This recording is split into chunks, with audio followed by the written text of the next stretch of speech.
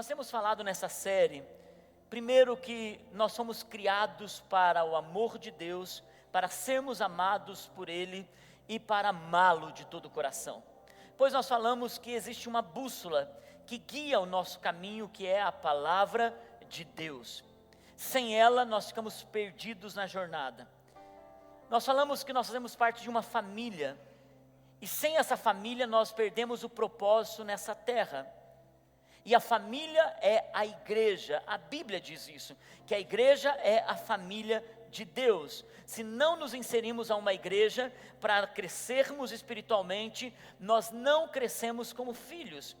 E hoje eu quero falar com vocês, Deus nos formou para sermos iguais a Cristo.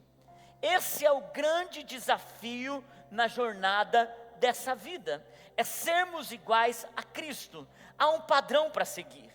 Quando nós abraçamos o Evangelho, quando nós entregamos a nossa vida a Cristo, não a uma igreja, não a uma religião, mas a Cristo, quando nós abraçamos as verdades da palavra de Deus, nós temos um padrão, e o padrão para seguir não é o homem.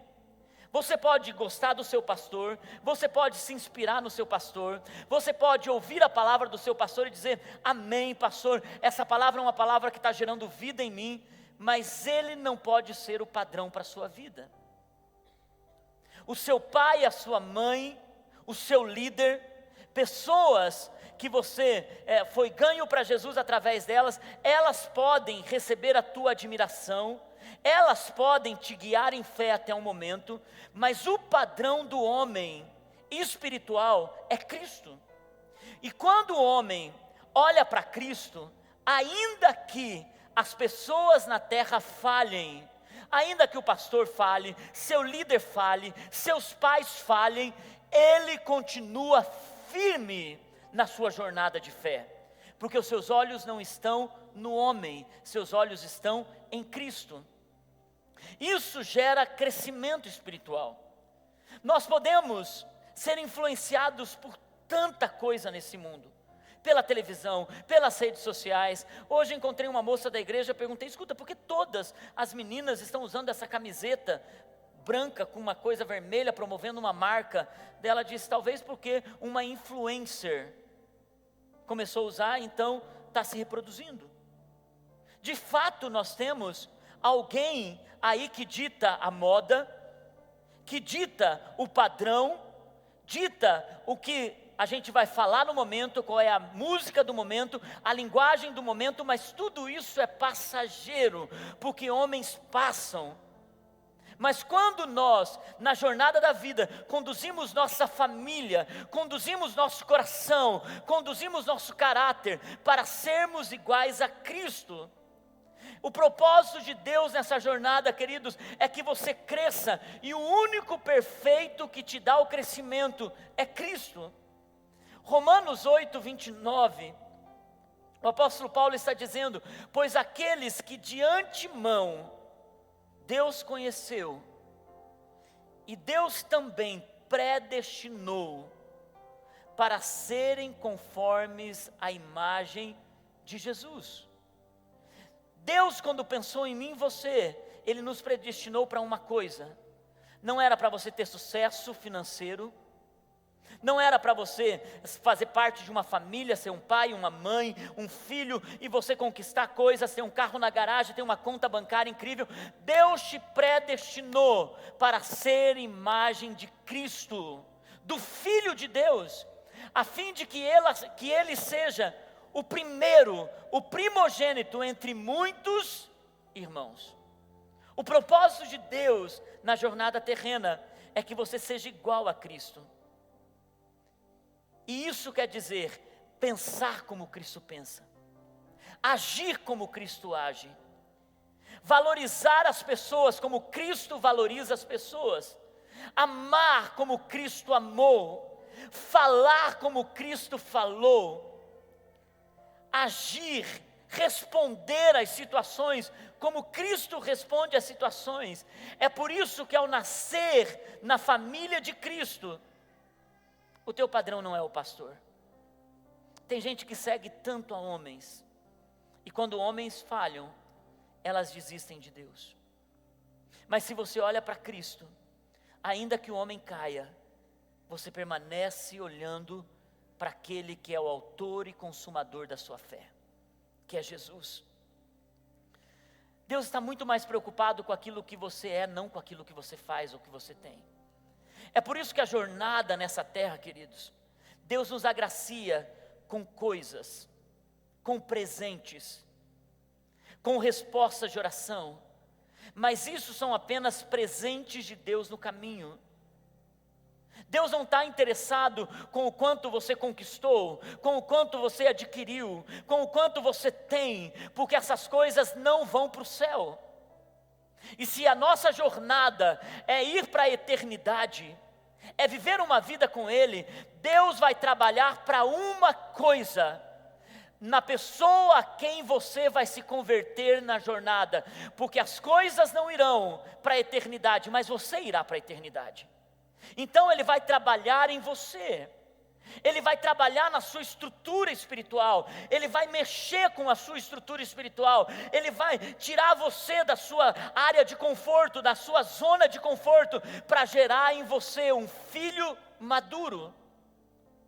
E é por isso que nessa jornada, Deus está te conquistando, para que você possa se entregar em amor, e deixar Ele trabalhar em você. O que você vai levar para a eternidade é a pessoa a quem você se transformou.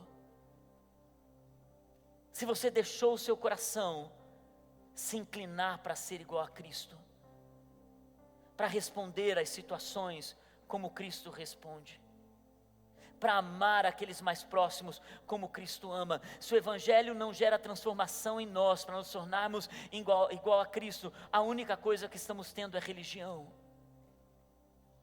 Colossenses capítulo 1, versículo 15, diz que Jesus é a imagem do Deus invisível, mas Ele é o primogênito sobre toda a criação. Se Ele é o primogênito, nós precisamos olhar para a vida dEle e saber que a vida dEle é um exemplo. E a pergunta que eu tenho para você hoje é: Jesus foi tentado? Você também será. Jesus foi maltratado? Você também será. Jesus foi injustiçado? Nós também seremos. Jesus foi humilhado, ignorado, abandonado? Eu e você também seremos. Jesus foi incompreendido? Falaram mal dele? Foi rejeitado? Nós também seremos. Deus permitiu que o seu Filho amado passasse por tudo isso e deu vitória para ele no final. Por que Ele não faria isso conosco, para gerar em nós filhos maduros na fé? Aquilo que passamos, queridos, dentro da ótica de filhos maduros, geram em nós um crescimento. Tenha um filho que você dá tudo para ele. Pai, eu quero isso, você dá. Pai, eu quero esse tênis, você dá. Pai, eu preciso disso, você dá. Tudo que esse filho quer, você dá. O que vai acontecer com esse filho? Ele não vai ter noção de responsabilidade. E se você quer amadurecer um filho, você vai precisar usar nãos para conduzi-lo a uma vida de maturidade. Muitos nãos do Senhor não são porque Ele não nos quer sendo conduzidos ao lugar eterno, é o contrário. Ele está trabalhando para ter você, um filho e uma filha maduros na fé, para se tornarem semelhantes a Jesus. E Jesus é o padrão, e Deus quer que nós sejamos imitadores dEle. E quais são as atitudes de Jesus? Filipenses capítulo 2, versículo 5, diz que seja a atitude de vocês a mesma de Cristo Jesus. Pastor, ok, quais são as atitudes de Jesus? A Bíblia deixa o padrão. Por isso, queridos, na jornada, essa é a bússola. Você pode ouvir tanta besteira de tantas pessoas que usam o altar para ensinar padrões equivocados da palavra de Deus. Mas se você vai para a palavra de Deus, você tem o padrão. E a Bíblia mostra o padrão de quem Jesus é. E ela disse: se vocês querem ser iguais a Cristo, existe um padrão a seguir. E o padrão está em Gálatas, capítulo 5, versículo 22. Essas são as qualidades de Jesus. E essas são as qualidades que todo cristão precisa desenvolver na sua vida. Eu posso ensinar vocês a terem fé. Eu posso ensinar vocês a orarem por coisas impossíveis. Mas se vocês não tiverem uma vida na rocha, tudo que vocês receberem podem se tornar arma ou pedra de tropeço. Até a bênção pode se tornar pedra de tropeço na nossa vida. Por isso que a Bíblia nos ensina a termos o padrão de Jesus. E o padrão de Jesus está aqui em Gálatas 5, 22 e 23, que são os frutos do Espírito. Os frutos do Espírito, eles são amor, alegria, paz, paciência, amabilidade, bondade, fidelidade, mansidão e domínio próprio. E se Deus quer nos tornar parecidos com Jesus, e se nós queremos crescer em amor, você está pedindo: Deus, me dá mais amor. Então, quando a gente quer crescer nas áreas que nos tornamos mais parecidos com Jesus, o que Ele vai fazer? Para dar mais amor a você, Ele vai colocar você perto de pessoas difíceis. Para amor crescer no teu coração, Ele vai cercar você de pessoas difíceis no trabalho, de pessoas difíceis na universidade. Ele vai cercar você de situações em que você vai trabalhar amor na sua vida dentro de casa. E às vezes, queridos, nós queremos amor, mas nós não queremos passar pelo fogo que constrói amor em nossa vida. E a única forma do amor crescer em nós é a gente aprendendo a amar pessoas difíceis. Deus, por quê? Por que o Senhor permitiu que essa pessoa viesse trabalhar comigo? Deus, por que o Senhor permitiu que eu fosse para essa célula? Porque justamente essa célula é de gente que é difícil de engolir. Tem tanta célula boa, gente querida, gente incrível, mas a minha célula, pastor, gente difícil. Você chega em casa, Deus usa a situação com o filho, com o marido, com esposa. Você vai almoçar na casa de domingo, Deus te dá uma sogra abençoada. Deus te dá aquela cunhada que você tem que sair de casa, mas é tua irmã, porque é teu pai. Não é assim? E Deus está fazendo o quê? Cada almoço de domingo, cada segunda-feira que você volta para o trabalho, Deus está trabalhando em você amor. Amor por pessoas difíceis.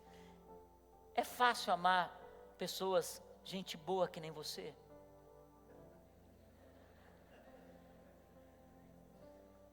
Se Deus quer trabalhar na sua vida,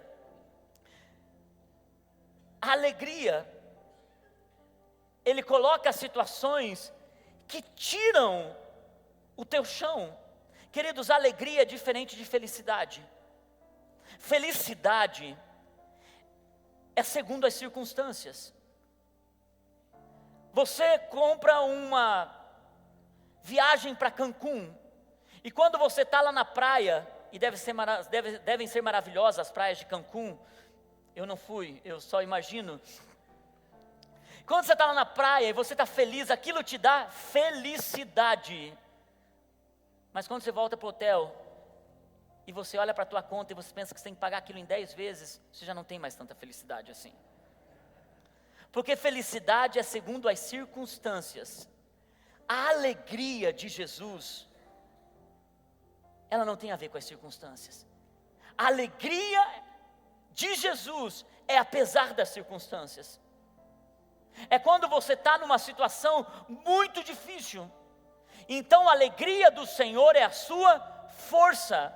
Para se tornar como Cristo, quando Ele passou por toda aquela situação no jardim do Éden, no jardim do Getsêmani, até chegar no Gólgota, na crucificação, Deus trabalhou nele amor. Pedro, não adianta você levantar a espada. Ele pega a orelha do soldado que estava prendendo e ele restaura aquela orelha. Ele olha para Judas e diz: amigo, por que fazes isso? Amor. A alegria do Senhor é quando Ele olha e ele diz: Deus, o Senhor pode passar de mim esse cálice? E ele diz para Deus: mas apesar de tudo isso, faça a tua vontade. Então a alegria do Senhor é a força para você continuar diante das situações difíceis. Não é segundo as circunstâncias. As coisas estão bem, você está alegre no Senhor. As coisas não estão bem, a alegria do Senhor, ela te impulsiona, e ela diz: o choro pode durar uma noite, mas a alegria, ela vem pela manhã, porque no teu coração, você sabe que você está olhando para um padrão, e o padrão é Jesus. Então Deus começa a trabalhar em você mais coisas. Deus começa a trabalhar paciência. Queridos, existe uma forma de Deus te dar paciência, te colocando num trânsito, te colocando na fila de espera de um hospital. Ele usa situações que você diz: uau, que difícil ter paciência quando tudo está atrasando na sua vida. Eu vou ser bem sincero, eu sou uma pessoa muito agitada, vocês nem sabem disso. Mas alguns meses atrás eu estava indo num oculista, e eu estava numa situação, eu já compartilhei isso em alguma mensagem com vocês, e a mulher pediu para que eu pegasse uma liberação de consulta e fosse lá no outro lugar, e eu já estava atrasado, e ela disse: não tenho como liberar. Eu falei: moça, só tem um número aqui, você não precisa da carteirinha. Eu preciso da carteirinha. E nós começamos a discutir ali, e foi subindo, e eu já estava atrasado, e aquilo, eu estava agitado, e ela falando, e eu comecei a alterar a voz com ela. E eu comecei a dizer: custa você fazer isso? Você está com má vontade de fazer isso? E o meu filho do lado. E ele olhando assim, pensando: meu Deus do céu, meu pai está doido mesmo. Custa, vai levar mais 15 minutos. E eu ali, intolerante com aquela situação, impaciente com aquela situação, e ali falando, e ela falando, e eu falando. E eu olho para trás, uma irmã da igreja. A irmã da igreja dizendo assim: meu Deus, que pastor que Deus me deu. Queridos, eu fiquei tão envergonhado naquele dia.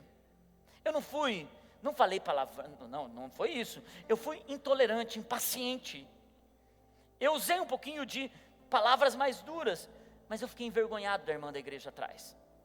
Então eu tenho orado: Senhor, me dá mais paciência, Senhor, me dá mais paciência. Gente, e nessa semana, com o voto da carne, tem sido uma bênção mesmo. Sábado eu fui fazer um risoto de palmito, gostoso. No meio do risoto acaba o gás. Eu ligo para a distribuidora de gás, que está quase na esquina de casa.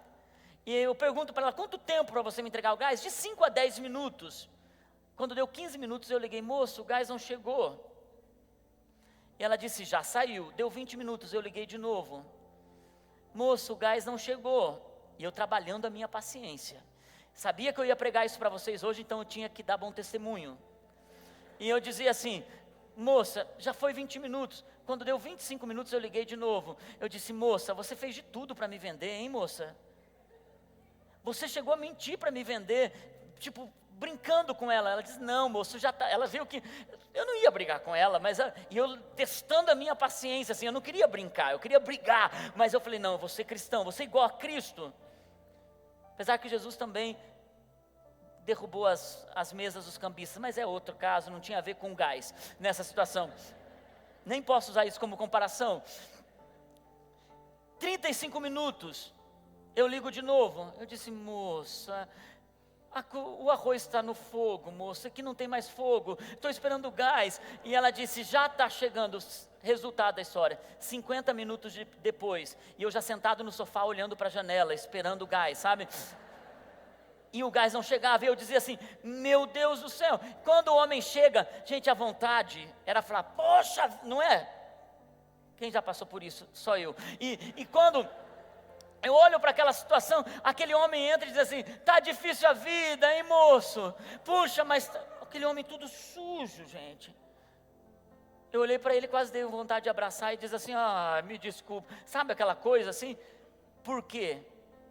Ele foi tão receptivo, segurando o gás, todo sujo. Deixa que eu te ajudo a pegar o gás, não tem problema pelo atraso.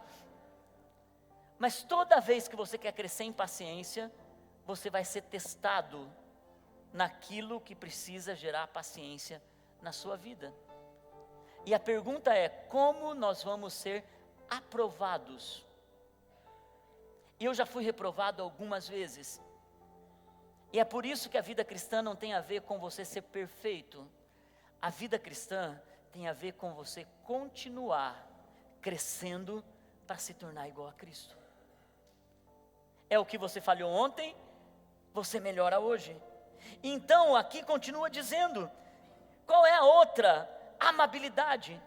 Como Deus vai fazer você se tornar mais amável? Colocando pessoas grosseiras no seu caminho. Pessoas que dá vontade de você responder, pá, no mesmo lá. Teve gente que já bateu até na pessoa. Não sei se a pessoa é grosseira ou se realmente estão enfrentando esses desafios. Eu vi ali, né? Não tem nada a ver comigo, né, pastor? Eu já te arrebento, você diz para ela.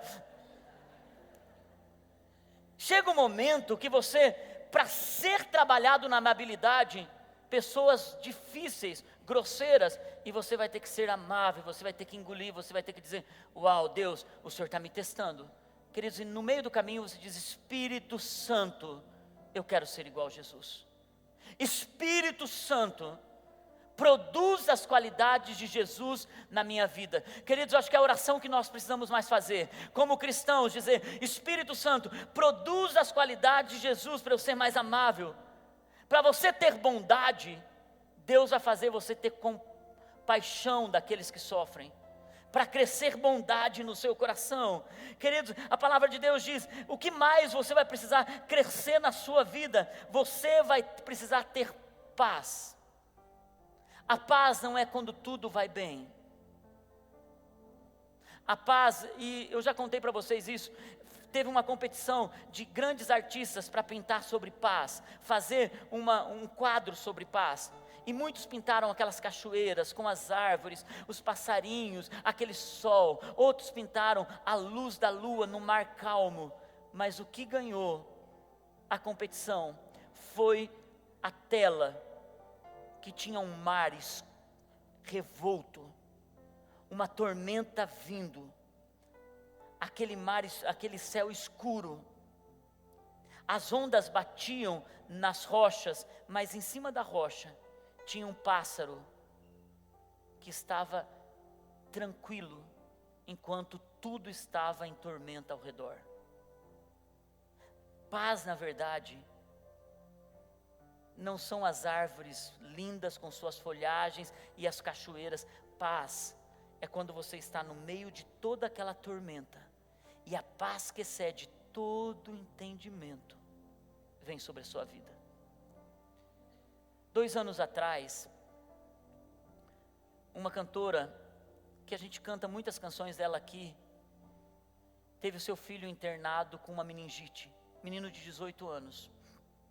O nome dessa cantora é Ishla. E esse menino de 18 anos foi internado, ele foi para a UTI e ele faleceu. E ela posta nas redes sociais quando esse menino morre, porque o Brasil e o mundo estavam orando por esse menino. E ela diz, o Senhor deu, o Senhor levou, louvado seja o nome do Senhor. No meio daquela tormenta, aquela mulher pôde olhar para o Senhor, encontrar paz no meio de um luto. Nani estava olhando as redes sociais e me mostrou, algumas semanas, no dia 14 de junho, uma postagem que essa mãe fez. E eu quero ler para vocês. Ela diz assim, há exatamente 2 anos atrás, no dia 14 de junho de 2016, eu postei essa foto, a foto da rede social. Foi o dia mais infeliz da minha vida. Com muito pesar eu tive que dizer a todas as pessoas no Brasil e no mundo, que Deus havia recolhido para si o meu filho, meu primogênito. E apesar de todas as orações que estavam sendo feitas em favor daquele que seria o maior milagre já vivido por nós, aprove a Deus dizer sim de outra maneira. O sim de Deus foi para que o meu filho rompesse as portas da eternidade e fosse curado, não aqui na terra, fosse curado para sempre. Não aqui, mas curado em Deus e para Deus. Não temos mais acesso a Ele por enquanto. Ficou a saudade. Porém, após termos vivido cada fase dessa devastação chamada luto, eu posso dizer hoje que há vida após o luto. Vencemos uma longa e difícil etapa até aqui. E ainda temos um caminho a percorrer, mas não vamos desistir. Eu quero marcar o dia de hoje como um dia para ressignificar a minha vida. Se eu pudesse, eu apagaria esse dia do meu calendário. Mas já que não posso, vou marcá-la com novas experiências. Eu achei que jamais seria capaz de viver, muito menos sonhar, depois de devolver um filho a Deus. O Espírito Santo me provou o contrário.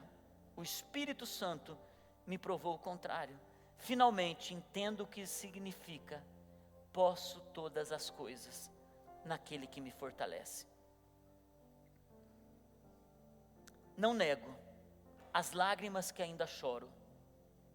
Não nego a saudade que ainda vem marcada pela dor, mas preciso expressar minha gratidão a Deus que me curou e há de completar a obra que Ele começou na minha vida. A paz, queridos, não apenas quando uma tragédia acontece, mas a paz que vem da palavra de Deus, que sustenta homens e mulheres de fé, que não tem uma fé emocional, porque o que tem acontecido lamentavelmente na nossa sociedade é que nós temos maridos e mulheres numa adolescência tardia se casando, nós temos homens, pais que são infantis na sua vida emocional, mas infelizmente nós temos na nossa fé, que é o que sustenta tudo ao nosso redor, pessoas emocionais. Se algo não acontece, Deus tem a responsabilidade, Deus tem a culpa. Pessoas que estão levando a sua vida não pela palavra, mas pela emoção. Você pode frequentar uma igreja por anos, você pode correr atrás de profeta, você pode correr atrás de coisas, mas se você não é alicerçado na palavra diária, aonde você gasta 20 minutos por dia em oração e na palavra, você será um cristão sem base. Não está firmado na rocha. Você pode trabalhar na igreja, você pode fazer muita coisa, mas quando o vento sopra, quando a tragédia chega, quando uma situação passa, e eu conheço pessoas que quando algo simples acontece, ela já questiona Deus, ela já desanima na fé, porque a sua fé é emocional. E a única forma de você não ter uma fé emocional e ter paz no meio de tudo isso, não é ouvindo a palavra do pastor no domingo. A palavra do pastor te ajuda a crescer espiritualmente, mas o que te fortalece, consolida, é isso daqui. Queridos, por favor, se você quer ter uma vida que está amadurecendo, você precisa ir para a palavra. Sabe o que acontece? Nós vemos homens que se casaram e são adolescentes tardios, que ainda dão mais valor para a roda do carro, para o carro rebaixado, porque não amadureceram. Nós vemos mulheres, moças que se casaram, são patricinhas ainda, porque não amadureceram. Quando você casa e você se torna um adulto, você arregaça a manga junto, e vão para a batalha junto, para poder construir uma família. Quem tem filho sabe o que é levantar de madrugada, o que é cheiro de fralda suja em casa. Ao jovem, é só festa, é só alegria. Uma criança, ela é egocentrista. Uma criança, ela quer tudo para si. Uma criança, quando ela chora, ela quer que dê mamar. E está certo, ela é uma criança. Agora, até quando nós vamos ser uma sociedade e cristãos infantis na fé? Quando uma situação acontece e você está só com a palavra do pastor de domingo, você rejeita Deus. Mas quando uma situação acontece e a palavra do pastor está alicerçado na tua vida através da palavra de Deus, você permanece. Então a alegria do Senhor é a sua força. Então a paz que excede todo entendimento. Então realmente se cumpre, eu tudo posso naquele que me fortalece. Eu sei passar por todas as situações, eu sei que Deus está comigo. Outro caráter de Jesus, outra área de Jesus é a mansidão. Para Deus trazer mansidão na sua vida, Ele vai precisar causar pressão.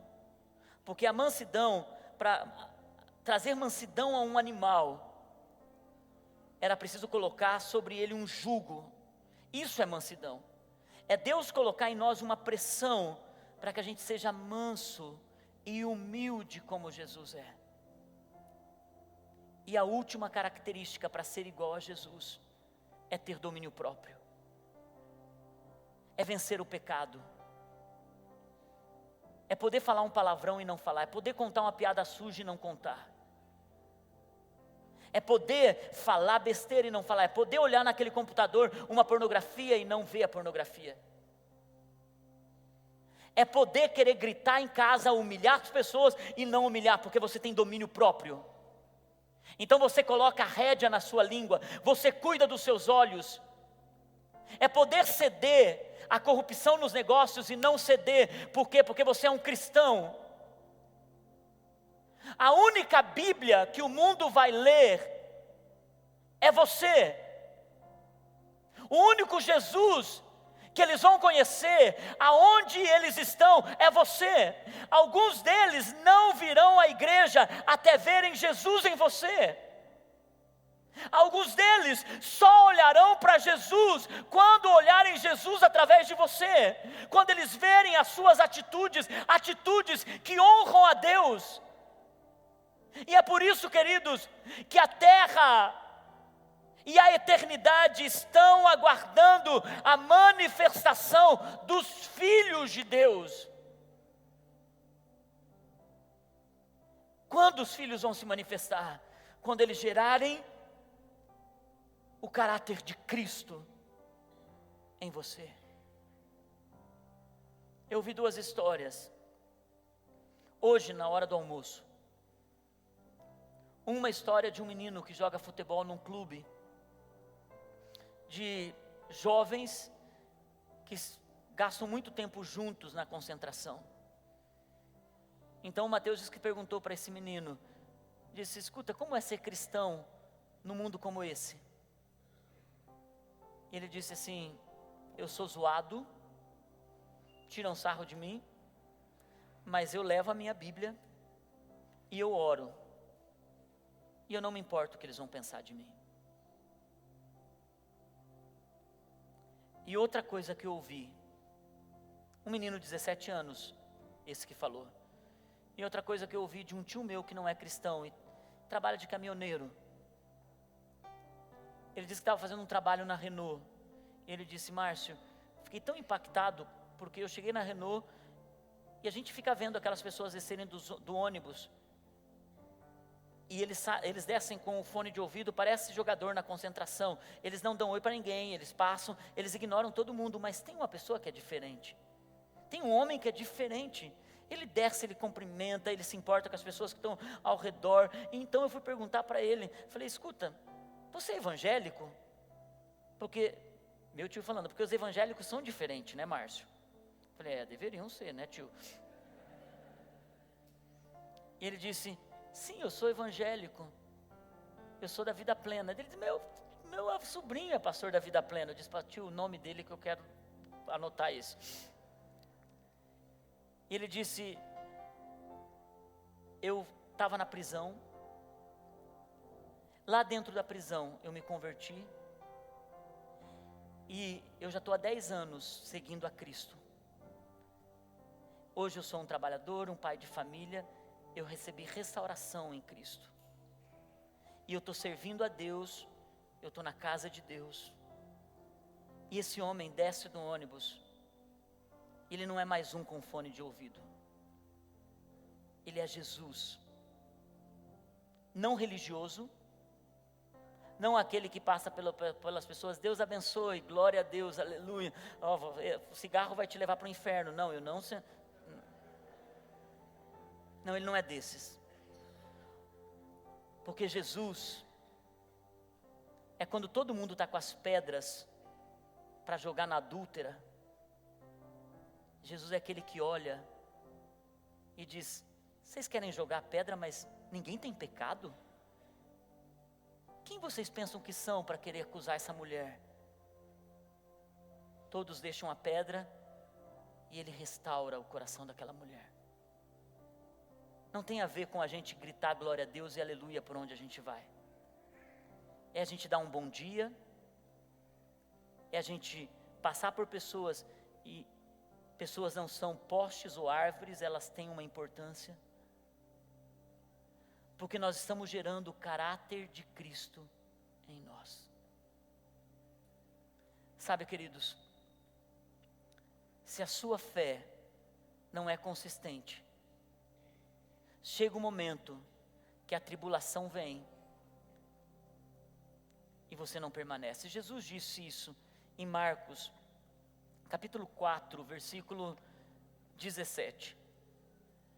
Todavia, visto que não tem raiz em si mesmo. Uma pessoa que não tem raiz, ela permanece por pouco tempo. Quando surge alguma tribulação ou perseguição por causa da palavra, logo a abandonam. A minha oração é que eu possa ver você, ver seus filhos, ver seus netos, e seus netos possam dizer, quando você estiver velhinho, seus netos possam dizer: meu avô e minha avó se converteram aos 15 anos de idade. Ele ensinou o evangelho para os meus pais, que meus pais me ensinaram, e eu vou ensinar para os meus filhos. Por quê? Porque você decidiu ter uma fé que não é emocional, mas uma fé na palavra de Deus. Você que está sentado aqui, eu oro para que você tenha raiz na palavra, raiz na Bíblia, porque de você vai sair uma geração que vai conhecer a Cristo. Se você soubesse a jornada que você tem para frente, você enraizaria a sua vida na palavra de Deus. Deus abençoe. Vamos nos colocar em pé.